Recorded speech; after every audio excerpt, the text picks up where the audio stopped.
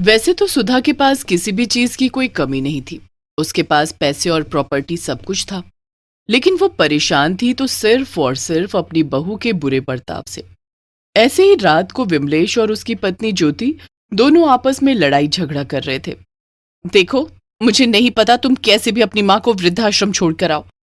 उन्होंने मेरा जीना दुश्वार कर रखा है। अरे मैं शादी करके इसलिए थोड़ी इस घर में आई हूं कि दिन रात तुम्हारी माँ की सेवा करती रहूं। ज्योति, बात को समझने की कोशिश करो। चाहे कुछ भी हो जाए, मैं अपनी माँ को वृद्धाश्रम में नहीं भेजूंगा। मेरी माँ की जगह अगर तुम्हारी माँ होती तो क्या तुम अपनी माँ को वृद्धाश्रम भेजती? मेरी माँ को अपनी माँ से बिल्कुल भी कंपेयर मत करो। मेरी माँ तुम्हारी माँ की तरह बीमार नहीं रहती। अरे अब तो तुम्हारी माँ के शरीर से बदबू आती है। पता नहीं कब भगवान जी उन्हें अपने पास बुलाएंगे।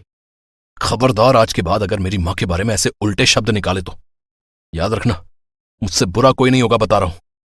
तभी वहां सुधा आती है और कहती है, विमलेश बेटा, ये सब क्या है? तूने बहू के ऊपर हाथ क्यों उठाया? अरे बहू तो हमारे घर की लक्ष्मी है और लक्ष्मी का ऐसा अपमान करना बिल्कुल भी ठीक नहीं है। अरे माँ, ये लक्ष्मी नहीं, ये कुलक्षणी है। जब से हमारे घर में आई है तब से हमारे घर में आए दिन कलेश हो रहा है। कभी कभी तो दिल करता है कि ये घर छोड़कर हमेशा के लिए कहीं चला जाऊं। अरे रहने दो, मैं ही ये घर छोड़कर चली जाती हूँ। अरे बहू, तू परेशान मत हो। अगर तू यही चाहती है कि मैं ये घर छोड़कर हमेशा के लिए कहीं चली जाऊं तो यही सही। ज्योति आए दिन सुधा को लेकर कलेश किया करती थी क्योंकि वो अपनी सास को बिल्कुल पसंद नहीं करती थी। बेचारी सुधा परेशान होकर अपने घर से बाहर चली जाती है। चलते चलते सुधा को एक जामुन का पेड़ दिखाई देता है। सुधा पेड़ के नीचे जाकर बैठ जाती है। हे भगवान, तुम मुझे उठा क्यों नहीं लेता? ये बुढ़ापा किसी श्राप से कम नहीं होता। समझ में नहीं आता दोष किसको दूं, अपने आप को, अपनी बहू को या अपनी किस्मत को। मुझे तो बहुत भूख भी लग रही है। 2 दिन से बहू ने मुझे खाना भी नहीं दिया है। क्या करूं, कुछ समझ में नहीं आ रहा। सुधा बहुत भूखी थी। उसकी बहू ज्योति उसे खाना खाने को नहीं देती थी। तभी खूब सारा जामुन सुधा के आगे प्रकट हो जाता है। जामुन देखकर सुधा हैरान हो जाती है। उसके मन में कई सवाल उठने लगते हैं, लेकिन हर सवाल को नजरअंदाज करते हुए सुधा जामुन खाने लगती है। ऐसे ही थोड़ी देर में सुधा की आंख भी लग जाती है। रात भर सुधा उसी जामुन के पेड़ के नीचे सो जाती है।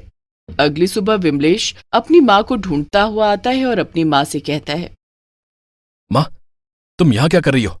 चुपचाप घर चलो। चाहे कुछ भी हो जाए, मैं तुम्हारा साथ कभी नहीं छोड़ूंगा। अगर मुझे किसी को छोड़ना ही पड़ा तो मैं ज्योति को हमेशा हमेशा के लिए छोड़ दूंगा, लेकिन आपका साथ कभी नहीं छोड़ूंगा। बेटा, तू ऐसी बातें क्यों कर रहा है? तुझे तो पता ही है कि अभी तेरी नई नई शादी हुई है। हो सकता है कि अभी बहू मुझे समझ नहीं पा रही है। शायद इसी वजह से वो मेरे साथ ऐसा कर रही है। बाकी तू चिंता मत कर, एक दिन सब सही होगा। विमलेश जैसे तैसे अपनी माँ को मनाकर घर ले जाता है। ऐसे ही एक दिन सुधा रसोई में जाकर अपने लिए चाय बना रही थी। तभी ज्योति वहां आती है और कहती है, ओ बुढ़िया, यहाँ मुफ्त की चाय नहीं मिलेगी तुम्हें। मेरा पति सारा दिन ऑफिस का काम संभालता है और एक तुम यहाँ बैठे बैठे कभी चाय तो कभी कॉफी तो कभी शाही पनीर तो कभी कुछ। बहू, तू ये कैसे भूल रही है कि तेरा पति जो ऑफिस का काम संभाल रहा है वो ऑफिस मेरे ही पति का था। मेरे पति के जाने के बाद तेरे पति ने सारा काम संभाला है, लेकिन उस ऑफिस के कर्ता धर्ता तो मेरे पति ही थे। अरे तो अपने कर्ता धर्ता को वापस बुला लो ना। मेरे पति अपने लिए कोई दूसरा काम देख लेंगे। अगर इतनी हिम्मत है तो अपना काम खुद देखो। देख बहू, मुझे बेकार में इस घर में कलेश नहीं करना है। रोज रोज की चिक चिक बाजी से मैं परेशान हो चुकी हूँ। अगर सच में परेशान हो तो ये घर हमेशा हमेशा के लिए छोड़कर क्यों नहीं चली जाती हो? भगवान के लिए ये सारी प्रॉपर्टी हम दोनों पति पत्नी के नाम करो और यहां से हमेशा के लिए चली जाओ। तू बिल्कुल सही कह रही है। ये सारी प्रॉपर्टी मैं तुम दोनों के नाम करके हमेशा हमेशा के लिए यहां से चली जाती हूँ। फिर तुम दोनों हमेशा हमेशा के लिए एक साथ हंसी खुशी रहना। हंसी खुशी तो तब रहूंगी ना जब तुम मुझे हंसी खुशी रहने दोगी। चिल्ला चिल्ला कर मेरा गला थक चुका है। कब से कह रही हूं कि तुम यहां से चली जाओ और ये सारी प्रॉपर्टी मेरे नाम कर दो, पर तुम्हें तो कुछ समझ में ही नहीं आता। इसी तरह से आए दिन ज्योति अपनी सास को परेशान किया करती थी और इन्हीं सब की वजह से सुधा की तबीयत धीरे धीरे खराब होने लगती है। ऐसे ही समय बीतने लगता है। सुधा बहुत बीमार रहने लगती है, इसलिए वो एक दिन वकील को अपने घर पर बुला लेती है और अपनी प्रॉपर्टी की वसीयत बनवा लेती है। ऐसे ही एक दिन सुधा अपने बेटे विमलेश और शादीशुदा बेटी नीतू को उसके ससुराल से अपने यहाँ बुला लेती है और उन दोनों को प्रॉपर्टी के पेपर देते हुए कहती है, बच्चों, मुझे नहीं पता कि मेरा कब बुलावा आ जाए और मैं भगवान को हमेशा हमेशा के लिए प्यारी हो जाऊं। इसलिए मैंने अपनी सारी प्रॉपर्टी तुम दोनों के नाम कर दी है। मेरे पास जो कुछ भी था वो सब कुछ मैंने तुम दोनों के नाम कर दिया है। माँ, ये सब करने की क्या जरूरत थी? मुझे आपकी प्रॉपर्टी नहीं चाहिए। मैं बस इतना चाहती हूँ कि आप हमेशा ठीक रहो। बेटा, भगवान ने अगर इस दुनिया में भेजा है तो एक दिन हमें वापस बुलाएगा भी, और मैं नहीं चाहती कि मेरे जाने के बाद तुम दोनों में से किसी में भी प्रॉपर्टी को लेकर कोई मनमुटाव रहे। इसीलिए मैंने अपनी सूझबूझ से अपनी सारी प्रॉपर्टी तुम दोनों के नाम कर दी है। प्रॉपर्टी के 2 हिस्से देखकर विमलेश को बहुत गुस्सा आता है, लेकिन वो तुरंत कुछ नहीं कहता है। नीतू के जाने के बाद ज्योति विमलेश को अपने कमरे में बुलाती है और कहती है, देख लिया तुमने? पता चल गया तुम्हें कि आखिर तुम्हारी माँ कैसी है? अरे, बेटियों का कौन सा हिस्सा होता है माँ बाप की प्रॉपर्टी में? पर तुम्हारी माँ ने तो तुम्हें यहां भी पराया कर दिया। अभी भी वक्त है, अपनी माँ को ले जाकर वृद्धाश्रम छोड़ दो, क्योंकि तुम्हें जितना बर्बाद करना था उतना बर्बाद कर दिया तुम्हारी माँ ने अब। तुम बिल्कुल ठीक कह रही हो। मुझे ऐसा लगता था कि माँ मुझे बहुत ज्यादा प्यार करती है, लेकिन आज माँ ने प्रॉपर्टी के 2 हिस्से करके मुझे हमेशा हमेशा के लिए पराया कर दिया है। अब जब मैं पराया हो ही चुका हूं तो मैं माँ के बारे में क्यों सोचूं? मैं आज ही माँ को वृद्धाश्रम छोड़ता हूं। विमलेश गुस्से में अपनी माँ के कमरे में जाता है और कहता है, माँ, तुम्हें जितना रहना था इस घर में तुम रह चुकी। अब यहां से तुम वृद्धाश्रम चली जाओ। आज प्रॉपर्टी के 2 हिस्से करके तुमने हमेशा हमेशा के लिए मुझे पराया कर दिया है। अब जब मैं पराया हो ही चुका हूं तो मेरे दिल में तुम्हारे लिए कोई जगह नहीं है। तुम यहां से जा सकती हो। अरे विमलेश, तू एक प्रॉपर्टी के लिए अपनी माँ से इस तरह से बात कर रहा है, और नीतू भी तो मेरी बेटी है ना। और वैसे भी जैसे एक माँ का फर्ज अपने बेटे के लिए होता है, वैसे ही बेटी के लिए भी तो होता है ना। माँ, प्रॉपर्टी के 2 हिस्से करके ना आपने बहुत गलत किया है। आप मेरे दिल से उतर चुके हो। मुझे आपकी कोई जरूरत नहीं है। चुपचाप अभी के अभी इस घर को हमेशा हमेशा के लिए छोड़कर चली जाओ। बेटे के मुंह से ऐसी बातें सुनने के बाद सुधा का कलेजा ही फट जाता है। उसकी आंखों से आंसू का सैलाब निकलने लगता है।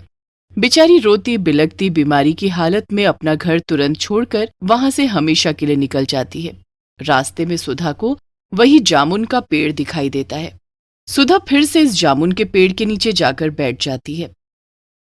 हे भगवान, जैसी औलाद तूने मुझे दी है वैसी औलाद तू मेरे किसी दुश्मन को भी मत देना।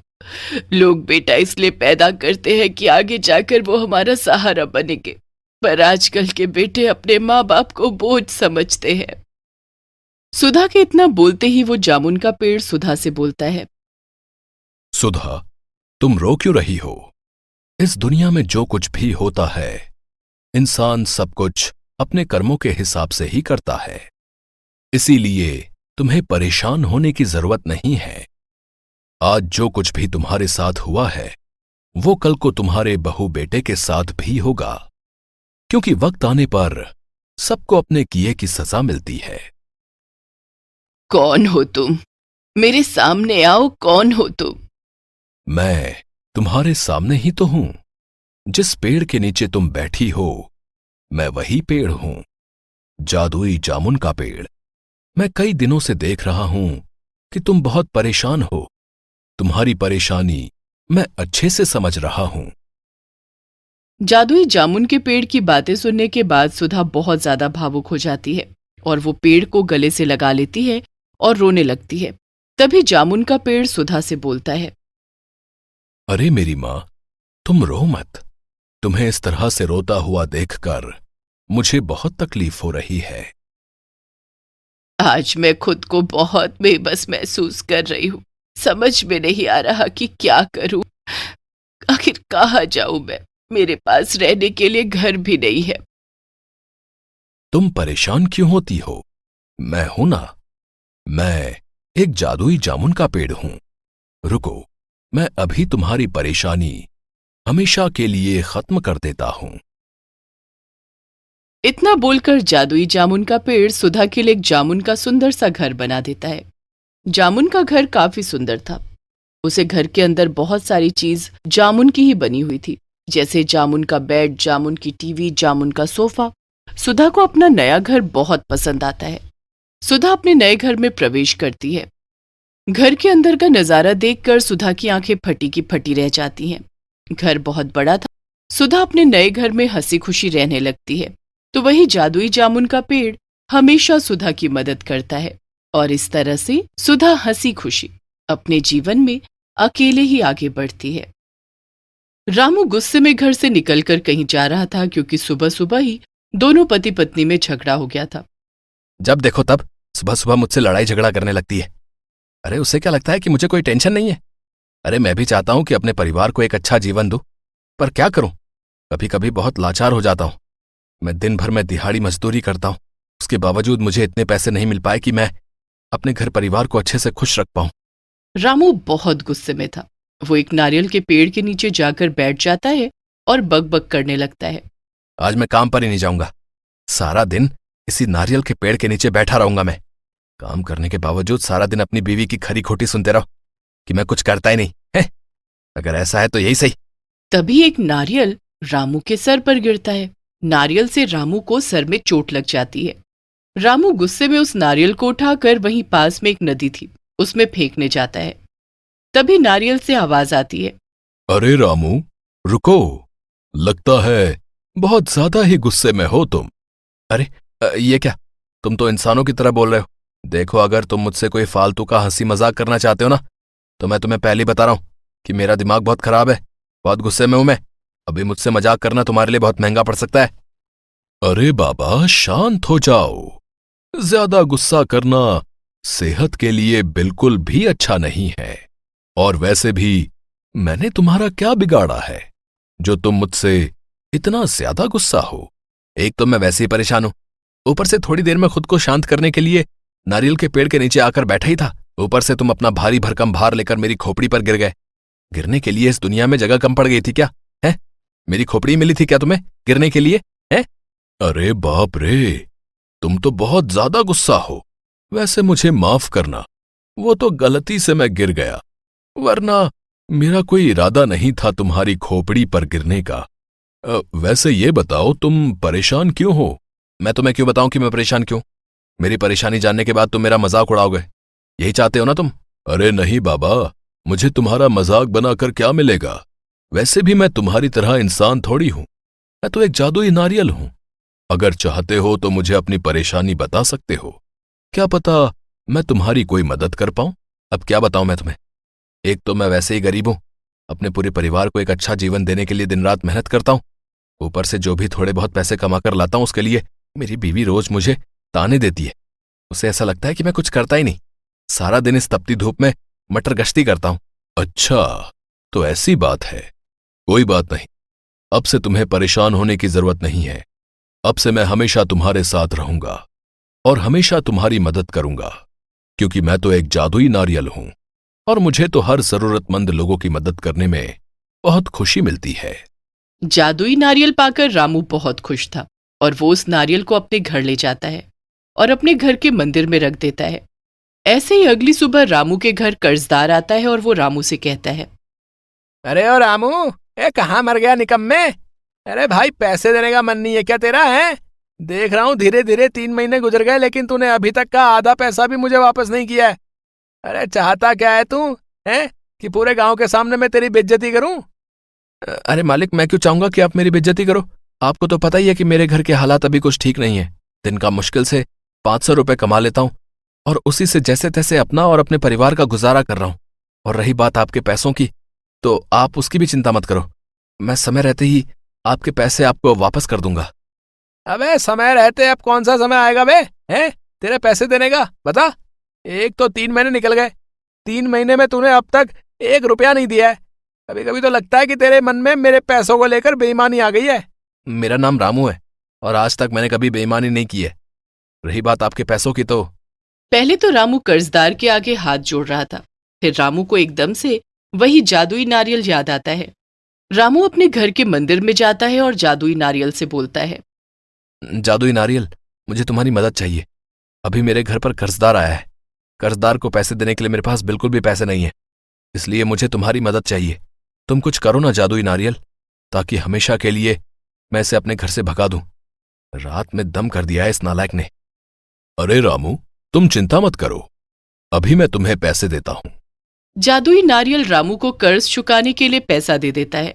रामू तुरंत वो पैसे कर्जदार को देते हुए कहता है, ये लो, ये रहे तुम्हारे 50,000 रुपए। इन्हीं चंद पैसों के लिए तुम मुझे उल्टा सीधा बोल रहे थे ना। लो, आज मैंने तुम्हारा सारा हिसाब किताब खत्म कर दिया है। आज के बाद दोबारा मेरे दरवाजे पर मत आना, बता रहा हूं। तू तो बड़ा साध है रे, हैं?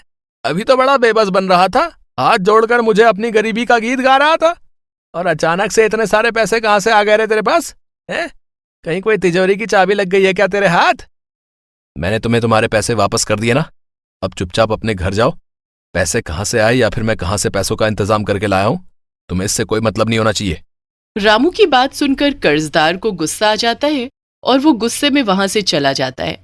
ऐसे ही एक दिन रामू की पत्नी काजल अपनी माँ से फोन पर बात कर रही थी। अरे माँ, अब मैं क्या बताऊं तुम्हें, जब से मेरी शादी ऐसे फटेहाल पति से हुई है ना, तब से तो मेरी जिंदगी ही बर्बाद हो गई है। अरे अगर यही शादी मैंने किसी अमीर घर में की होती तो शायद आज मुझे एक एक रुपए के लिए रोना नहीं पड़ता। अरे बेटा, रामू जैसा भी है तो तेरा पति, और अपने पति की बेइज्जती नहीं करते, चाहे पति 10 कमाए या 10 लाख, पत्नी को उसी में खुश रहना चाहिए। माँ, मैं फिल्मी बातों में बिल्कुल भी यकीन नहीं रखती। आपको तो पता ही है, प्यार से पेट नहीं भरता। पेट भरने के लिए अक्सर इंसान को रोटी ही चाहिए, और रोटी फ्री में नहीं मिलती। रोटी कमाने के लिए इंसान को मेहनत करनी पड़ती है, और मेहनत तो मेरे पति से होने वाली है नहीं। तभी वहां रामू आता है और अपनी पत्नी से कहता है, बहुत हो गया तुम्हारा, कितने पैसे चाहिए तुम्हें? जब देखो तब पैसों के लिए मुझे सबके सामने बेइज्जत करती रहती हो। अरे जाओ ना, अगर इतना ही है तो अभी के अभी मुझे 10,000 लाकर दे दो। घर में राशन भी डलवाना है, और मुझे अपने लिए 2-3 साड़ियां भी खरीदनी है। कपड़े नहीं है मेरे पास पहनने के लिए ठीक ठाक। ठीक है, रुको तुम, अभी बताता हूं मैं तुम्हें। रामू तुरंत घर के मंदिर में जाता है और जादुई नारियल से फिर से पैसे मांगने लगता है। जादुई नारियल रामू को पैसा दे देता है। रामू उन पैसों को अपनी बीवी को दे देता है। पैसे देखकर काजल खुश तो होती है, पर उसे अपने पति पर शक होने लगता है। कहीं ऐसा तो नहीं कि मेरा पति लोगों के घर में जा जाकर चोरी करने लगा है। अब तो मुझे कैसे भी अपने पति के ऊपर नजर रखनी होगी, तब जाकर ही मुझे हकीकत पता चलेगी। ऐसे ही अब काजल अपने पति के ऊपर नजर रखने लगती है, और एक दिन काजल को जादुई नारियल के बारे में पता चल जाता है। जादुई नारियल देखकर काजल बहुत खुश होती है, और काजल के मन में लालच आ जाता है। अच्छा, तो ये सब जादुई नारियल का कमाल है। अब तो मैं इस जादुई नारियल की वजह से बहुत अमीर बन जाऊंगी। अब तो मैं जादुई नारियल की मदद से खुद को इस पूरे गांव की महारानी बनाऊंगी। काजल तुरंत जादुई नारियल के पास जाती है और जादुई नारियल से कहती है, हे जादुई नारियल, क्या तुम मेरी सभी इच्छाओं को पूरा कर सकते हो? हाँ, मैं तुम्हारी सभी इच्छाओं को पूरा कर सकता हूँ। बताओ, मैं तुम्हारी कौन सी इच्छा पूरी करूं? मैं चाहती हूँ कि मैं बहुत सुंदर हो जाऊं और इस गांव की राजकुमारी बनना चाहती हूँ। मैं पूरे गांव पर राज करना चाहती हूँ। मेरे पास किसी भी चीज की कोई कमी ना हो। सबसे अमीर और सबसे खूबसूरत राजकुमारी बनना चाहती हूँ मैं। जादुई नारियल अपनी जादुई शक्तियों से काजल को बहुत ही ज्यादा खूबसूरत बना देता है। साथ ही उसे पूरे गांव की सुंदर सी राजकुमारी बनाकर उसे एक बहुत ही खूबसूरत सा महल बनाकर दे देता है। काजल अब राजकुमारी बनकर अपने महल और पूरे गांव पर राज करने लगती है। तभी उसके पास रामू आता है और रामू अपनी पत्नी से कहता है, काजल, ये सब क्या है? अचानक से तुमको क्या हो गया है? देखो, अपनी जुबान संभाल कर बात करो। मैं इस गांव की राजकुमारी हूँ, इसलिए मुझे महारानी कहकर पुकारो। अगर मुझे गुस्सा आ गया तो मैं तुम्हें अभी सलाखों के पीछे डलवा दूंगी। अरे भाई, तुम ये कैसे भूल सकती हो कि मैं तुम्हारा पति हूं? और ये सब क्या है? कहीं ऐसा तो नहीं कि तुमने जादुई नारियल से अपनी इच्छाओं को पूरा करवाया हो? देखना, लालच बहुत बुरा होता है, और कहीं ऐसा ना हो कि तुम्हें आगे जाकर ये सब बहुत महंगा पड़ जाए। वो जादुई नारियल अब मेरे पास है, अब वो मेरा गुलाम है। तू चाहकर भी मेरा कुछ नहीं कर सकता, और अब मुझे तेरे जैसे फटेहाल पति की जरूरत नहीं है। निकल जा मेरी जिंदगी से। चलो, अच्छा हुआ, कम से कम तुम्हारा असली चेहरा तो सामने आया। हाँ, यही है मेरा असली चेहरा। काजल के इतना बोलते ही जादुई नारियल तुरंत अपनी जादुई शक्तियों से काजल को फिर से पहले जैसा कर देता है। ये देख काजल हैरान हो जाती है। तभी जादुई नारियल काजल से कहता है, तुम्हें क्या लगा कि तुम जादुई शक्ति से मुझे अपना गुलाम बना सकती हो? ऐसा कभी नहीं होगा। जादू सिर्फ और सिर्फ अच्छे लोगों के लिए होता है। मैंने ये जो कुछ भी किया वो तुम्हारी हकीकत को सामने लाने के लिए किया था। जादुई नारियल काजल को हमेशा हमेशा के लिए पहले जैसा बना देता है। तो वहीं अब राजू जादुई नारियल की मदद से एक अमीर आदमी बन जाता है। काजल बार बार राजू से माफी मांगती है, लेकिन राजू उसे माफ नहीं करता, बल्कि उसे अपनी जिंदगी से हमेशा हमेशा के लिए दूर कर देता है। और इस तरह से राजू अकेले ही हंसी खुशी अपने जीवन में आगे बढ़ता है। पुरुषोत्तमपुर गांव में मेघलाल और सुलक्षणा रहते थे। मेघलाल एक खेतीहर था। वह अपने खेत में सब्जियां उगाता था, लेकिन वह चाहकर भी फल नहीं उगा सकता था, क्योंकि उस गांव की मिट्टी में फल उगते ही नहीं थे। गांव के लोगों ने कई पीढ़ियों से फल का स्वाद नहीं चखा था। सुबह के 4 बजे थे। मेघलाल ने सुलक्षणा को जगाया। सुलक्षणा, उठो उठो। क्या बात है भोलू के बाबा, आपने मुझे इतनी सुबह क्यों जगाया? बात ही ऐसी है कि मुझे तुम्हें उठाना पड़ा। ऐसी क्या बात है? मैंने अभी अभी एक सपना देखा है। कैसा सपना? मैंने देखा कि हमारे खेत में अमरूद का पेड़ है और मैं उसमें से हरे हरे ताजे ताजे अमरूद तोड़ रहा हूं। सपना तो सपना होता है। आप तो जानते ही हैं कि हमारे गांव में फलों की खेती नहीं हो सकती। जानता हूं, लेकिन बड़े बुजुर्ग कहते हैं कि सुबह का सपना सच होता है। ये सपना कभी सच नहीं होगा। गांव की कई पीढ़ियों ने फलों का स्वाद नहीं चखा। भोलू कई दिनों से बीमार है। डॉक्टर ने उसे फलों का रस पिलाने के लिए कहा है, लेकिन हमें फल कहाँ मिलेगा? हमारे नसीब में फल कहाँ? आप सो जाइए। ऐसा कहकर सुलक्षणा सो जाती है। मेघलाल भी सोने लगता है। तभी कोई उनके घर की कुंडी खटखटाता है। इतनी सुबह सुबह कौन हो सकता है? मैं देखता हूं। मेघलाल उठकर दरवाजा खोलता है तो बाहर एक साधु बाबा खड़े थे। बेटा, मैं जानता हूं कि मैं गलत समय पर तुम्हारे घर आया हूं। नहीं नहीं बाबा, ऐसी बात नहीं है, आप अंदर आइए। मेघलाल साधु बाबा को घर के अंदर बुलाता है। बेटा, सुबह होने वाली है, मेरे भोजन का प्रबंध कर देते तो अच्छा होता। हाँ हाँ बाबा, क्यों नहीं, आप नहा धो लीजिए, मैं आपके लिए भोजन तैयार करती हूँ। मेघलाल साधु बाबा को नहाने के लिए साबुन और पानी देता है। जब बाबा नहा लेते हैं तब मेघलाल उनके हाथ पैर में तेल लगाता है। तब वो देखता है कि बाबा के पैरों में छाले पड़ गए थे। मेघलाल समझ जाता है कि बाबा काफी दूर से चलकर आए हैं और नंगे पैर चलने के कारण उनके पैरों में छाले पड़ गए हैं, क्योंकि बाबा के पैरों में चप्पल नहीं थी। मेघलाल उन्हें अपनी चप्पल दे देता है। वो बाबा के पैरों में चप्पल पहना देता है। तभी सुलक्षणा एक थाली में गर्म गर्म भोजन परोस कर ले आती है और बाबा को खाने के लिए देती है। बाबा भरपेट भोजन करते हैं। उसके बाद भोजन बहुत स्वादिष्ट था, लेकिन भोजन में एक कमी थी। बाबा की बात सुनकर सुलक्षणा और मेघलाल काफी डर जाते हैं कि साधु बाबा के स्वागत में क्या कमी रह गई, कहीं बाबा नाराज ना हो जाए। सुलक्षणा ने डरते डरते पूछा, भोजन में क्या कमी रह गई बाबा? भोजन के साथ तुमने कोई फल नहीं दिया। ये सुनते ही मेघलाल और सुलक्षणा दोनों उदास हो जाते हैं। क्या बात है, तुम दोनों परेशान क्यों हो गए? अगर घर में फल नहीं है तो कोई बात नहीं। बाबा, हमारे घर में तो क्या, पूरे गांव में ही फल नहीं है। फल खाने के लिए तो हमारे पुरखे भी तरस तरस कर चले गए। क्या मतलब? मतलब ये है कि हमारे गांव में कई वर्षों से कोई फल नहीं उगता। यहाँ की मिट्टी में फल के बीज बोने पर उनसे कोई पौधा निकलता ही नहीं। शायद यहाँ की मिट्टी को किसी का श्राप लगा है, जिससे यहाँ फल नहीं उगते। गांव के लोग फल खाए बिना काफी बीमार रहने लगे हैं और जल्दी बूढ़े हो जाते हैं। हमारा बेटा भोलू काफी दिनों से बीमार है। डॉक्टर ने उसे फलों का रस पिलाने के लिए कहा है, लेकिन हम फल कहाँ से लाएं? कई ग्रामीण बीमारी की हालत में फलों के अभाव में कमजोर होकर स्वर्ग सिधार गए। अच्छा, तो ये बात है। तुम लोग चिंता मत करो, अब से तुम्हारे खेत में फल उगेंगे, और वो भी जादुई फल। क्या हमारे खेत में फल उगेंगे? जादुई फल? ये कैसे संभव है बाबा? तुम दोनों ने मेरी बहुत सेवा की है, इसलिए मैं तुम दोनों को कुछ देना चाहता हूँ।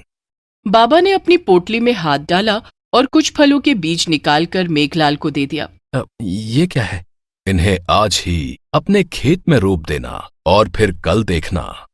ठीक है बाबा। इसके बाद बाबा वहां से चले जाते हैं। मेघलाल और सुलक्षणा भी नहा धोकर खा पीकर खेत पर जाते हैं। जहां उन्होंने सब्जियों की फसल उगाई हुई थी।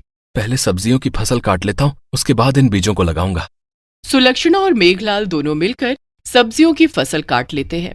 उसके बाद मेघलाल खेत में उन बीजों को लगा देता है जो साधु बाबा ने उसे दिए थे। दोनों पति पत्नी सब्जियों को बाजार में बेचने चले जाते हैं। जब वे घर वापस आते हैं तो देखते हैं कि उनका बेटा भोलू रो रहा था। भोलू काफी दिनों से बीमार था और फलों का रस न मिलने के कारण काफी कमजोर हो गया था। भोलू को रोता देखकर सुलक्षणा उसे सीने से लगा लेती है और उसे खाना खिलाती है। ले, खाना खा ले मेरे लाल, अगर भगवान की कृपा रही तो बहुत जल्दी तुझे फलों का रस भी पिलाऊंगी। लेकिन सुलक्षणा मन ही मन डरी हुई थी कि कहीं कमजोरी के कारण भोलू के प्राण पखेरु न उड़ जाए। इधर मेघलाल सब्जियां बेचकर घर आता है तो कहता है, पड़ोस के गांव से एक फल वाला फलों की टोकरी लेकर आया है, लेकिन उसके फल काफी महंगे हैं। मैंने सोचा कि भोलू के लिए कुछ फल खरीद लूं, लेकिन वो एक अनार 1000 रुपए में दे रहा था। इतनी की तो मेरी सब्जी भी नहीं बिकी। कुछ लोगों को दूसरों की मजबूरी का फायदा उठाने में तनिक भी शर्म नहीं आती। आपने अच्छा किया वो फल नहीं लिया। बाबा ने कहा तो है कि हमारे खेत में जादुई फल उगेंगे। हम कल खेत पर जाकर देखेंगे। उस दिन मेघलाल और सुलक्षणा ने किसी तरह से गुजारा। दोनों को जल्दी से अपने खेत में फलों के उगने का इंतजार था। अगले दिन सुबह सुबह मेघलाल ने सुलक्षणा को जगाया। सुलक्षणा, सोती ही रहोगी? खेत पर नहीं चलना है क्या? हाँ चलिए, चलते हैं। दोनों पति पत्नी खेत पर जाते हैं।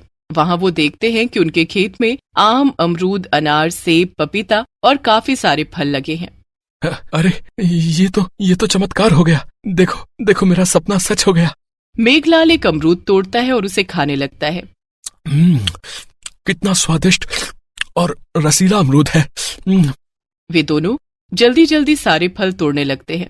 बाबा ने कहा था ये जादुई फल हैं। इन फलों के रस से हमारा बेटा जल्दी ठीक हो जाएगा। वे दोनों सारे फल लेकर घर आ जाते हैं। सुलक्षणा जल्दी से अनार का रस निकालकर भोलू को पिलाती है, जिसे पीते ही भोलू पूरी तरह से ठीक हो जाता है। अपने बेटे को स्वस्थ देखकर दोनों बहुत खुश हो जाते हैं। ये तो सचमुच में जादुई फल है। गांव के लोग फल देखकर बहुत खुश होंगे। मैं इन्हें बाजार में बेच कर आता हूँ। मेघलाल उन फलों को टोकरी में लेकर बाजार जाता है। सारे ग्रामीण फलों को देखकर हैरान हो गए। गांव में पहली बार फल देखने को मिला है। मेघलाल, तू ये फल कहाँ से लाया रे? ये मेरे खेत के फल हैं। ये सब जादुई हैं। तेरे खेत में फल कैसे फले और वो भी जादुई? पहले मेरे फल खाकर तो देखो। बीमारों को जरूर खिलाना।